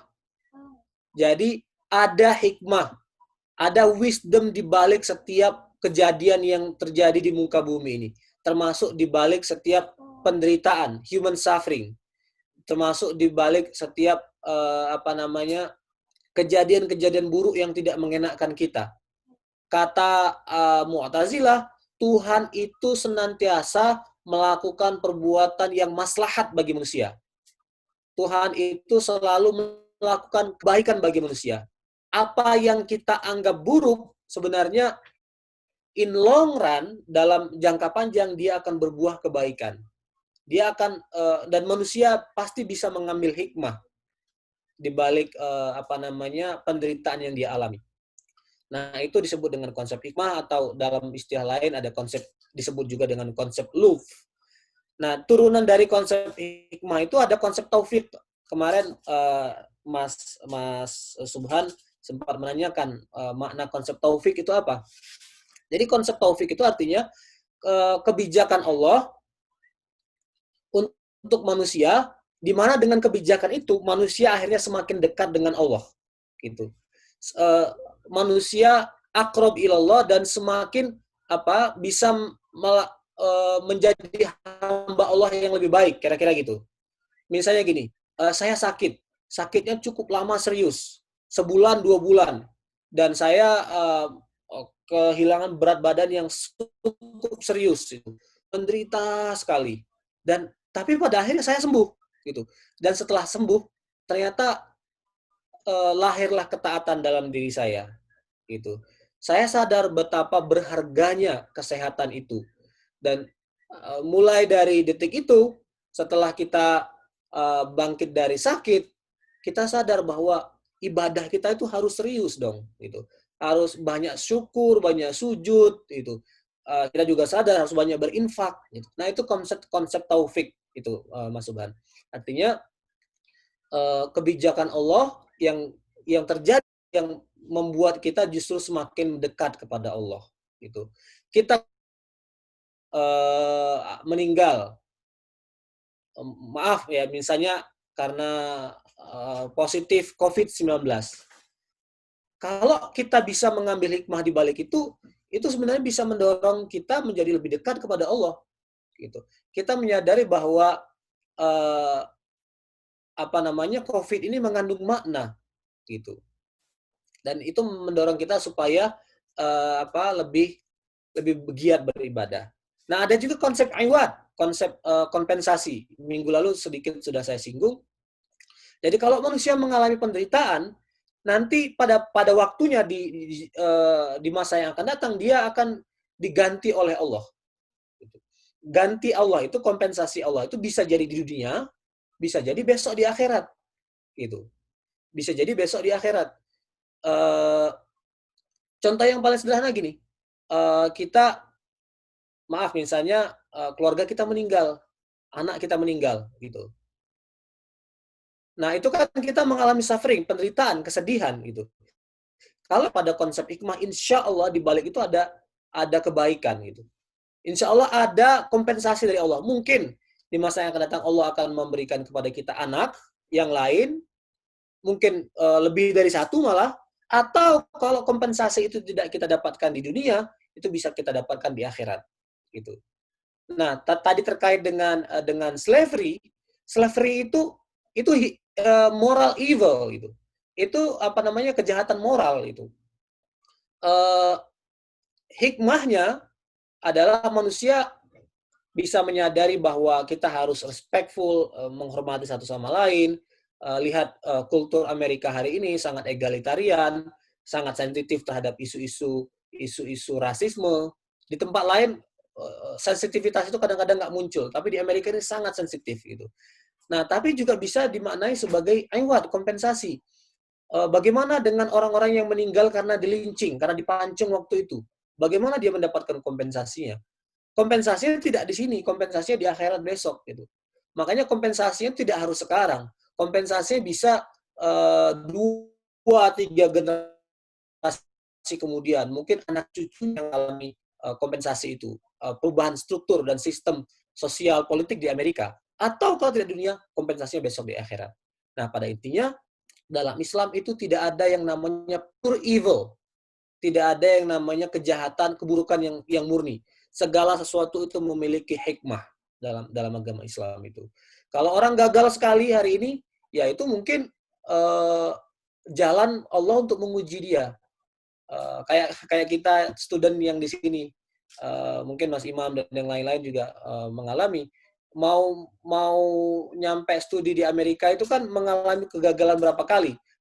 Tes beasiswa A gagal, beasiswa B gagal gitu. Tapi itu kan bukan akhir dari segala-galanya. Kita kan terus berjuang gitu sampai akhirnya kemudian kita diterima gitu. Nah, ternyata suffering itu, penderitaan, kegagalan itu sebenarnya ada maknanya, ada hikmahnya gitu. Nah, ini saya kutip dari kitabnya Ibnu Qayyim, Syifa'ul Alil. Dia mengatakan al-aslul khamis, pasal kelima. Annahu subhanahu hakimun la yaf'alu syai'an abatha wala li ghairi ma'na wa maslahah wa hikmah hiyal ghayah al-maqsudah bil fi'al. Allah Subhanahu wa taala senantiasa tidak mungkin melakukan sesuatu itu sia-sia. Jadi tidak ada yang terjadi di muka bumi ini sia-sia. Abasa, pointlessness gitu. Dan tidak mungkin Allah menciptakan sesuatu li ghairi ma'na. Nah, ini bertentangan dengan satu mazhab teologi yang berpandangan bahwa Allah itu suka-suka Allah gitu. Allah bisa menciptakan apapun gitu. Tapi mazhab Ahlus Sunnah wal Jamaah, pandangan apa namanya banyak ulama baik Mu'tazilah maupun mazhab Atsariyah ya, mazhab Ibnu Taimiyah dan Ibnu Qayyim, Allah itu selalu melakukan kebaikan untuk manusia. Pasti ada maslahah, pasti ada hikmah yang Allah simpan di balik peristiwa itu. Bal af'alhu subhanahu shadiratun an hikmah balighah li ajliha fa'al. Bahkan perbuatan-perbuatan manusia itu muncul dari hikmah balighah. Apa deep wisdom, kira-kira gitu. Karena deep wisdom itulah fa'al, Allah menciptakan, melakukan sesuatu. Gitu. Nah, ini ada ayat Al-Quran, hikmatun balighah wa anzalallahu alaikal kitaba wal hikmah. Allah menurunkan kepadamu kitab dan hikmah, artinya kebijaksanaan. Wa may yu'tal hikmata faqad utiya khairan katsira. Barang siapa yang diberi hikmah, diberi kebijaksanaan, maka dia telah diberikan kebaikan yang sangat banyak. Ibu-ibu, Bapak yang dimuliakan Allah, ini argumen tentang hikmah ini panjang sekali. Kitab Syifaul Alil ini 600 halaman. Jadi masih sangat banyak yang bisa kita gali gitu. Jadi kalau kita misalnya mencari topik-topik riset, ini juga bagian dari topik yang sangat layak untuk diteliti dan dijelaskan lebih jauh gitu. Bagaimana pandangan Islam mengenai evil, mengenai suffering gitu. Dalam teologi itu disebut dengan pertanyaan teodesi gitu. Tidak punya cukup waktu kita untuk menjelaskan secara keseluruhan, tapi ini perlu kita baca secara lebih luas dan secara mandiri. Gitu. Nah, ini saya kutip dari websitenya Yakin Institute. Ini website yang sangat baik, sangat recommended. Banyak tulisan yang kira-kira strengthening our iman gitu, yang bisa menguatkan keimanan kita. Ini penjelasan mengenai suffering, hikmah di balik penderitaan. Misalnya di gambar yang sebelah kiri ini, pure harm doesn't exist. Kerusakan yang murni kerusakan atau murni keburukan itu nggak ada. Setiap keburukan pasti ada kebaikan di baliknya. Nggak ada asyar al-mahad dalam bahasa Arab. Yang murni keburukan itu nggak ada. Gitu. Contohnya gini, ini dalam gambar ini. Ada gunung Merapi meletus. Kayak ya di Jogja, di Sinabung, di Medan, di mana-mana. Itu mungkin merusak sawah kita, ternak meninggal gitu. Tetapi ada wisdom di balik. It can be dangerous, itu bisa sangat berbahaya, but their eruptions are essential for growing food, providing valuable minerals, and creating an oxygen-rich environment. Tanah-tanah itu jadi subur. Jadi yang kena abu-abu Gunung Merapi tadi lebih subur. Setelah itu pertanian kan lebih baik. Gitu. Itu yang terjadi di Jogja setelah letusan Gunung Merapi tahun 2010 itu. Kemudian menciptakan lebih banyak material, lebih banyak mineral dan oksigen lebih segar gitu. Nah, itu kan menunjukkan bahwa tidak ada yang namanya sesuatu yang pure evil atau pure harm gitu. Atau jawaban yang lain, our view of suffering is not always the full picture. Atau pandangan kita tentang masalahnya itu nggak komprehensif gitu. Kita melihatnya hanya dari satu perspektif aja gitu. Gagal ujian PNS sekali, kita udah putus asa. Gagal ujian beasiswa sekali udah putus asa. Padahal Allah punya rencana yang lebih lain, yang lebih layak untuk kita. Sebelah kiri dan sebelah kanan. Nah, hikmah lain di balik evil itu adalah akhirnya kita mengerti makna kebaikan. Setelah kita tadi sakit, sadar bahwa betapa mahalnya, betapa berharganya kesehatan. We are willing to pay with a big amount of money. Berapapun biayanya kalau kita sakit, kita akan bayar gitu. Kalau perlu jual sawah, jual rumah, kita jual juga. Yang penting kita sehat gitu. Dan setelah sehat kan kita jadi sadar, alhamdulillah sehat tuh enak sekali ternyata. Nah, kenapa suffering itu terjadi? Supaya kita sadar pentingnya makna kebaikan gitu. Dan itu kemudian dilanjutkan, kita akhirnya menyadari betapa Allah itu maha pemurah bagi kita. Jadi artinya suffering yang kita alami, penderitaan yang kita alami, itu menyebabkan kita menjadi orang yang bersyukur kepada Allah Subhanahu wa Ta'ala. Itu poin yang bawah. Feel the gift of gratitude. Gitu. Nah, ini jawaban kedua dari argumen para ateis. Ibu-ibu dan bapak yang dimuliakan Allah, sudah cukup panjang saya menyampaikan materi. Kita akan lanjutkan dengan dialog, dengan komentar, dengan masukan untuk kita semua. Jadi harus beribu juga bisa menjadi narasumber menambahkan yang saya sampaikan. Mungkin sebelum saya buka ke sesi komentar, saya sedikit tunjukkan overview atau gambaran dari slide yang saya buat. Agama menjadi sumber kekerasan, Islam agama kekerasan, Islam agama yang tidak menghormati perempuan. Ini salah satu sub pembahasannya. Orang ateis suka mengatakan dalam Islam suami boleh memukul istri. Karena itu bagaimana kita menjawabnya? Kemudian ada juga pertanyaan mengenai pernyataan bahwa yang penting berbuat baik, tidak perlu beragama. Kemudian tidak ada bukti bahwa Tuhan itu ada, terutama bukti yang bersifat filosofis dan bukti yang bersifat material.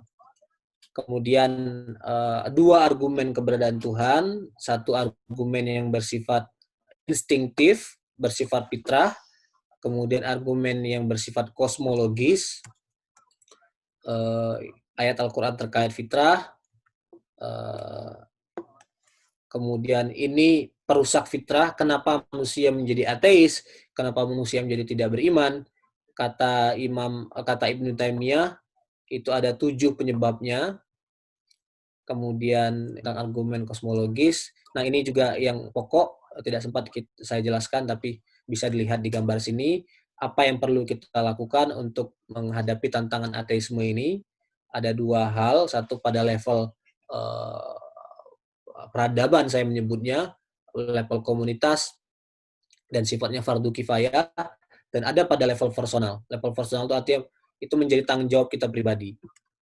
Dan ini ada beberapa sumber yang bisa kita baca lebih lanjut mengenai jawaban Islam terhadap ateisme. Mungkin satu hal, mungkin singkat saya sebutkan bahwa tantangan ateisme itu relatif belum dijawab oleh pemikir Muslim. Kalau kita membaca diskusi-diskusi tentang ateisme, itu yang lebih banyak yang muncul adalah teolog Kristen. Gitu. Nah, umat Islam relatif belum menganggap ini sebuah tantangan serius. Gitu. Jadi ini kita perlu bergerak ke situ.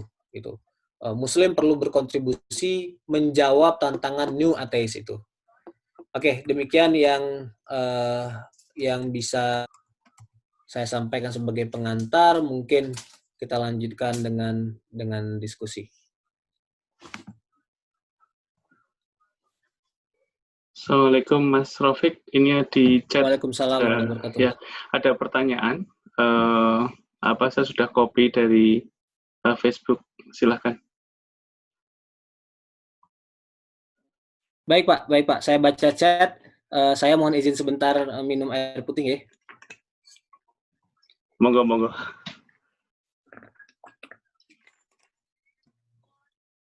Di chat ada 8 komentar. Oh, cukup panjang.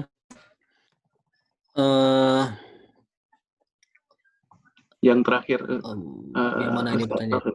Yang ini, kalau nggak saya bacakan apa? Ya, ini Pak, saya agak bingung karena nyarinya yang mana. Saya bacakan. Ya, Assalamualaikum, pembahasan yang sangat menarik sekali, dan saya mencoba untuk bertanya. Menurut saya, ateis ataupun agnostik adalah mereka yang mengerahkan kemampuannya pada pendekatan positivisme logis. Semua cabang ilmu alam dan sains modern dibangun dari paradigma ini. Para filsuf dan ilmuwan Muslim meskipun berdebat tentang kosmologi, tapi mereka tetap mengakui Tuhan sebagai pencipta. Tuhan masih dibahas dalam tema metafisika, ilahiyat, tetapi ketika masuk ke barat, konsep-konsep metafisika dan epistemologi irfani mulai dilupakan, bahkan tidak dianggap. Realitas yang nyata adalah empiris, bisa dibuktikan dengan indera, sedangkan metafisika, ilahiyat, karena tidak empiris, maka dianggap tidak real. Jika kita sepakat, yang membedakan barat, modern, dan Islam dari sisi epistemologinya adalah irfani, bagaimana membuktikan epistemologi ini sebagai sebuah epistemologi yang real, yang mengejawantah dalam alam raya ini. Sekolah-sekolah modern, SD, SMP, SMA hanya mengakui epistemologi burhani, dan Bayani ini. Saya sebagai Muslim juga penasaran mengapa ini dibahas filsuf Muslim dan bagaimana aplikasinya, misalnya seperti ilmu fikih yang aplikatif. Terima kasih atas kesempatannya. Ini dari Bapak atau Ibu nih, Leksi Zulkarnain Bapak ya, Leksi Zulkarnain Hikmah. Silahkan monggo. Ya, terima kasih Bapak Leksi atas pertanyaannya yang sangat menarik dan sangat tajam. Mudah-mudahan kapan-kapan Pak Leksi bisa bergabung dalam pengajian ini dengan cara masuk ke Zoom, sehingga Pak Leksi juga bisa menambahkan apa yang saya sampaikan secara singkat karena banyak keterbatasan dan mungkin baru satu perspektif. Jadi sangat terbuka, ahlan wa sahlan kalau di pengajian-pengajian selanjutnya Pak Leksi ingin bergabung dengan pengajian ini melalui forum Zoom.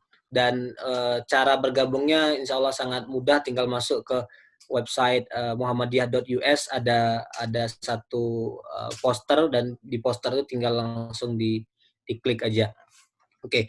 Tadi saya menyimpulkan bahwa pertanyaannya adalah bagaimana membuktikan bahwa irfan itu adalah cara berpikir yang valid, kita buktikan kepada dunia barat, gitu ya. Kira-kira begitu mungkin pertanyaannya. Mungkin sebagai overview bagi yang lain, barangkali belum sempat mendengar bahwa dalam Islam itu ada 3 cara memperoleh pengetahuan, gitu. 3 dalam bahasa Inggris, maaf digunakan istilah ini agak teknis, 3 epistem gitu. Tapi maknanya adalah cara memperoleh pengetahuan, sederhananya begitu. Cara pertama adalah cara yang didapatkan dari teks, membaca Al-Qur'an, membaca hadis, dari membaca kitab-kitab para ulama gitu. Nah, ini disebut dengan bayani gitu. Scripture based epistemology, kira-kira gitu bahasa Inggrisnya. Yang kedua, cara pengetahuan yang diperoleh dengan observasi, dengan penelitian empirik, termasuk juga dengan nalar gitu ya, dengan cara berpikir demonstratif gitu. Termasuk juga cara berpikir spekulatif, yaitu disebut dengan bahasa teknisnya burhan atau burhani, itu philosophical, rational, empirical based epistemology, gitu bahasa Inggrisnya begitu. Nah, yang ketiga baru cara memperoleh pengetahuan berdasarkan intuisi, dengan mendekatkan diri kepada Allah, membersihkan hati kita, memperbanyak ibadah, menjauhi perbuatan maksiat, maka fitrah kita akan terjaga, maka Allah akan mengirimkan keyakinan dalam diri kita. Kita nggak perlu harus sampai jauh-jauh berputar dengan argumen-argumen filosofis, karena ternyata Allah itu bisa mengirimkan pengetahuan dan keyakinan tentang keberadaannya melalui ilham, melalui intuisi gitu. Nah, bukan hanya irfan sebenarnya, epistemologi bayan itu juga sangat Islamik dan unik gitu. Islamically unique, artinya tidak ada di agama yang lain gitu. Jadi kita pengetahuan itu diperoleh melalui teks, dan teks itu bukan hanya kitab suci, tetapi juga perilaku keseharian Nabi yang menjelaskan secara aplikatif bagaimana ayat Al-Qur'an itu kita bagaimana detail dan aplikasi ayat-ayat Al-Qur'an gitu. Nah, memang kalau kita menjelaskan kepada kaum ateis berdasarkan bayan gitu ya, menjelaskan tentang keberadaan Tuhan dengan ayat Al-Qur'an, itu argumen yang nggak bisa mereka terima gitu. Bagaimana mereka bisa menerima ayat Al-Qur'an tentang Tuhan sementara Al-Quran sendiri mereka tidak percaya, atau bahkan Tuhan sendiri mereka tidak percaya gitu. Jadi itu kan pendekatan yang lain untuk berdialog dengan para ateis atau orang-orang yang ragu. Kalau menggunakan kitab suci, maka argumennya akan sirkular, itu akan berputar-putar itu. Karena fondasinya mereka tidak miliki dan mereka nggak percaya untuk itu. Al-Quran itu pedoman argumen bagi orang yang sudah beriman gitu. Tapi bukan berarti kita nggak bisa merumuskan argumen-argumen Al-Quran ini gitu. Kita bisa misalnya dalam bahasa akademiknya objektifikasikan gitu. Misalnya tadi ayat tentang am khuliqu min syai'in am humul khaliqun gitu. Jadi ayat Al-Quran mengatakan apakah manusia itu diciptakan dari sesuatu ataukah mereka sendiri ciptakan diri mereka? Nah, itu. Nah, itu kan ayat Al-Quran yang menyuruh manusia berpikir. Kita ini ada seperti ini, asal-usul kita itu apa? Gitu. Emang kita yang menciptakan diri kita sendiri. Nah, itu kan nalar retoris yang digunakan oleh Al-Quran. Itu dalam dalam bahasa Arab itu disebut dengan pertanyaan retoris, istifham inkari. Bertanya tetapi jawabannya bukan untuk meminta bukan karena Allah tidak tahu, tetapi justru untuk menolak pertanyaan itu. Apakah kamu menciptakan diri kamu sendiri? Gitu. Nah, itu kan pertanyaan sangat retoris banget itu. Nah, ayat Al-Qur'an itu bisa kita kembangkan menjadi argumen-argumen berdebat gitu.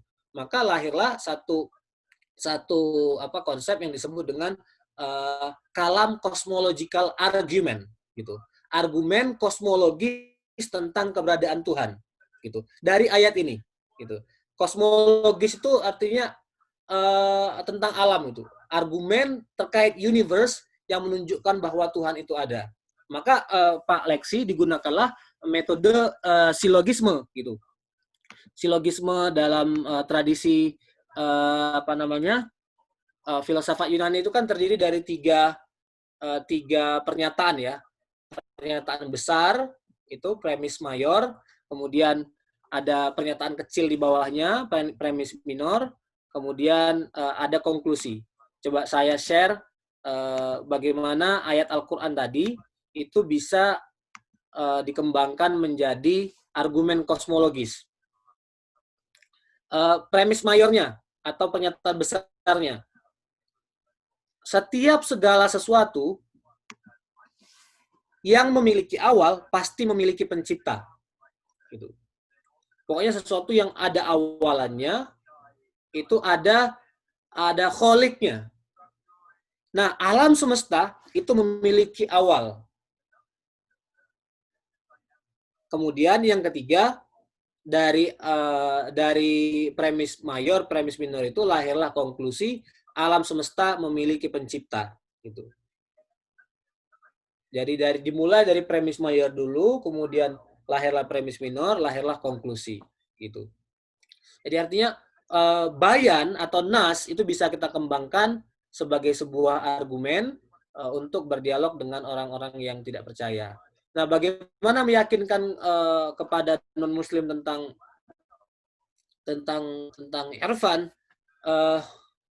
Ya hemat saya mungkin termasuk mereka juga harus beriman dulu gitu, harus percaya bahwa spiritualitas itu sesuatu yang bersifat instingtif gitu. Nah sebenarnya to some extent orang-orang ateis suka mengakui ini gitu. Mereka nggak percaya pada Tuhan, tapi mereka percaya pada spiritualitas.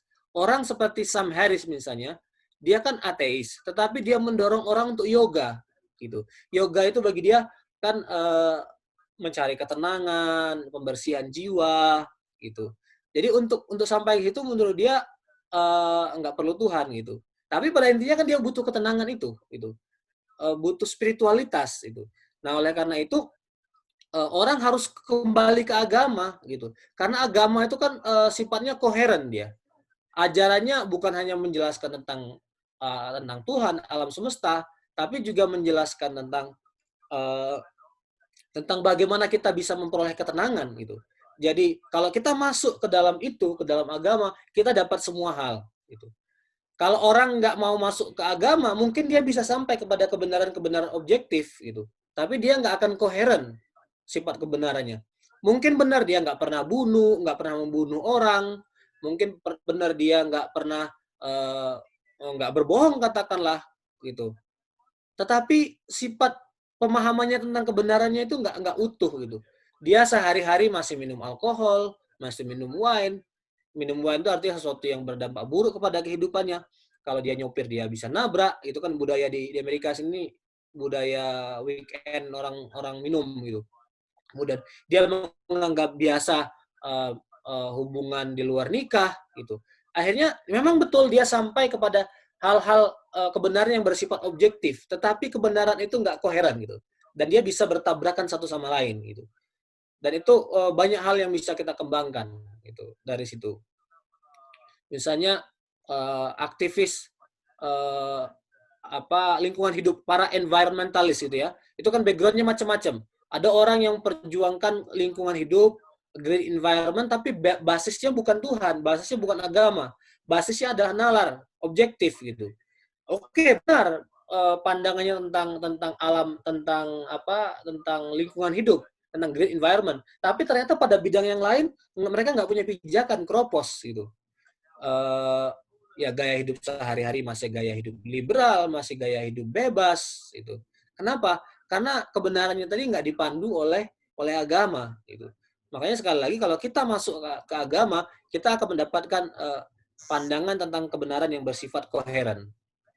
Itu. Demikian Pak Leksi, mohon maaf kalau kurang menjawab pertanyaan Pak Leksi. Silahkan kalau yang lain ingin menambahkan, mengembangkan yang saya sampaikan.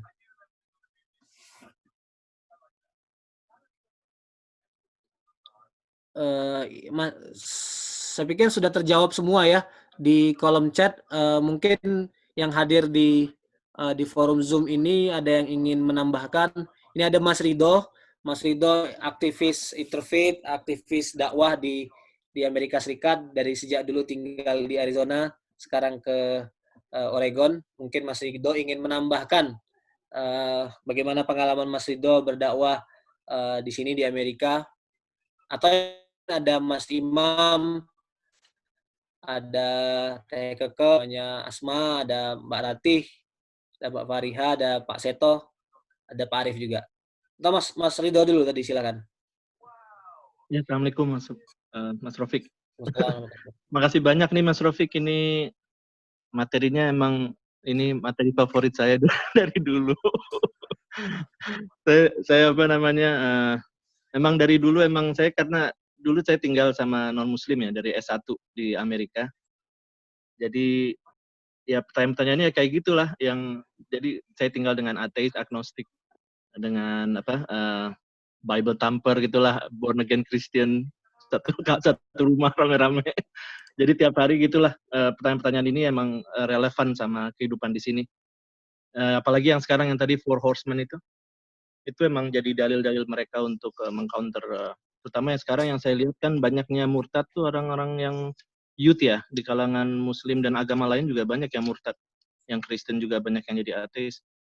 Nah, emang ini challenge buat kita untuk memformulasikan bagaimana kita memformulasikan kurikulum untuk contemporary issues ini, terutama buat youth. Karena emang tadi yang seperti Mas Rofik bilang itu yang issues ya, yang dari itu mereka punya rebuttal juga. Saya pernah diskusi juga sama beberapa teman itu yang ateis di kantor juga pernah. Mereka itu biasanya nggak pernah ngasih tahu nggak mau debat sama kita kecuali mereka deket biasanya, kalau saya personal gitu ya sama mereka. Karena mereka tahu agama itu kadang-kadang personal issues, jadi mereka nggak mau bertanya itu sampai kita dekat dengan mereka. Nah, kalau orang-orang yang tadi dibilang emang mereka melihat itu sebagai ancaman, agama itu sebagai ancaman, yang Four Horsemen itu emang harus di-eliminate. Yang tadi yang kata Imam, gurunya Imam Al-Ghazali itu, Al-Juwaini. Al-Juwaini kan, ada yang gulu banget kan, yang satu yang paling ekstrim itu. Ya itu saya lihat mereka sekarang menyiapkan juga rebuttal dari kita. Jadi contohnya itu yang tadi cosmological argument gitu kan. Kita bilang everything has cost. Nanti dia bilang who cost God then? Ya kan, dia bilang you have to stick with your consistent arguments. Nah itu salah satu rebuttalnya. Tapi saya ngelihat dari yang tadi Mas Rafiq bilang benar itu, orang umat Islam sekarang tuh masih kurang ulama-ulama yang mengadres ini. Yang saya lihat era di UK ya, si Torsis tuh, Andreas Torsis, dia aktif dengan IRA-nya, dan dia bikin lagi kan ini Sapiens Institute sekarang. UK kayaknya lebih yakin udah mulai start kan, beberapa tahun yang lalu mereka berdiri, mereka udah sadar challenge-nya ini, mereka udah formulasikan sebenarnya root cause of the doubts. Terus juga beberapa institusi Islam di Amerika udah mulai start. Mungkin saya cenderung organisasi Islam di Amerika mungkin bersatu mengadres isu ini gitu. Kita punya semacam guidelines gitu buat termasuk guru-guru atau mentor-mentor youth Muslim di Amerika. Kita kerjasama aja dengan yakin dengan IRA di sana. Saya dulu pernah bilang IMSA itu saya pengen ada dakwah workshop misalnya. Every year we make it as a regular yearly program. Kan di IRA ada tuh si Hamzah Torsi sama timnya. Mereka bikin dakwah workshop how to address all these issues gitu. Nah, terutama emang terlalu berat buat orang yang nggak mau berpikir filsafat ya. Bilang wah ini terlalu mikirnya terlalu kedalaman gitu. Tapi that's the way how you address the issues. Kalau nggak balik ke square one ya susah.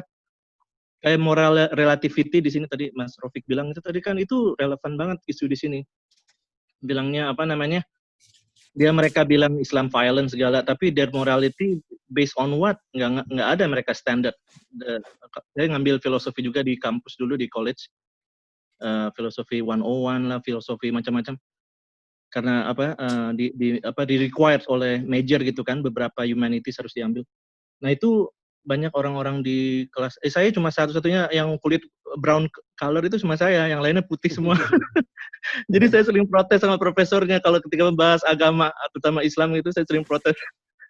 Ya kayak gitu, karena orang-orang Islam jarang yang tertarik ke arah situ. Mereka lebih simple, yang sukanya yang simple-simple kayak the sweetness of iman, ya kan? Yang something yang they can relate every day, that's yang useful gitu. Tapi they don't want to think deep gitu, nggak mau think deep. Nah, itu salah satu challenge ya. Mungkin nanti kita bisa diskusikan lagi Mas Rafiq insyaallah.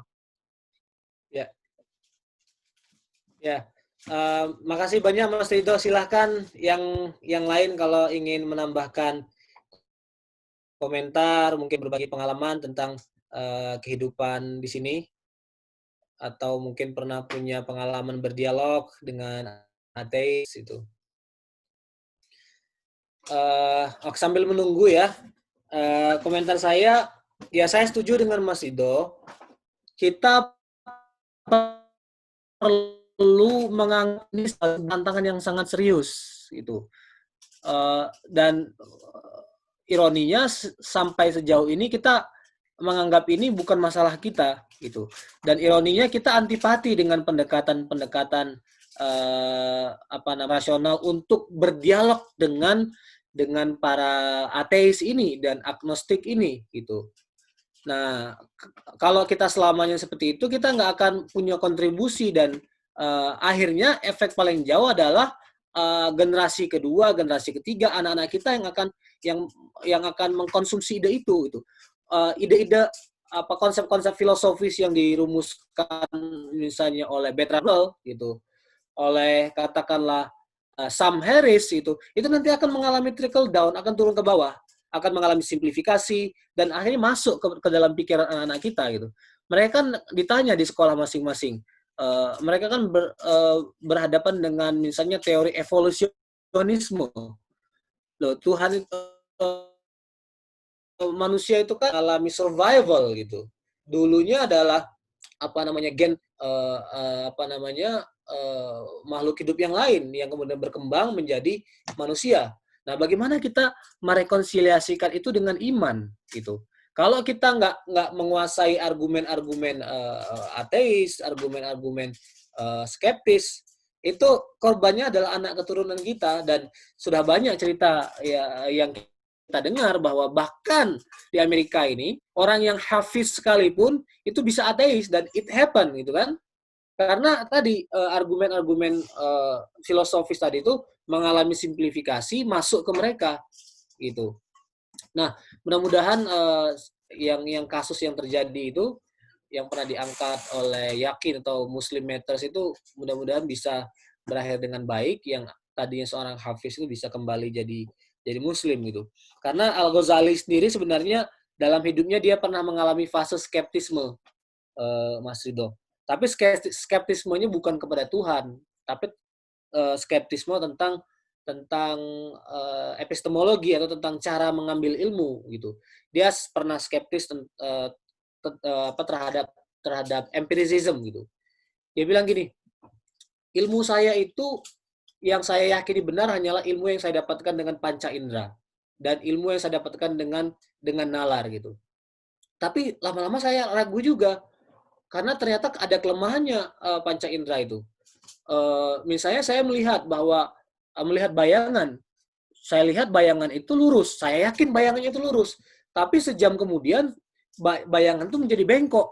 Atau tadinya bayangannya cuma segini, sejam kemudian berubah gitu, bergerak dia. Nah, ternyata panca indera itu bisa menipu. Saya melihat langit.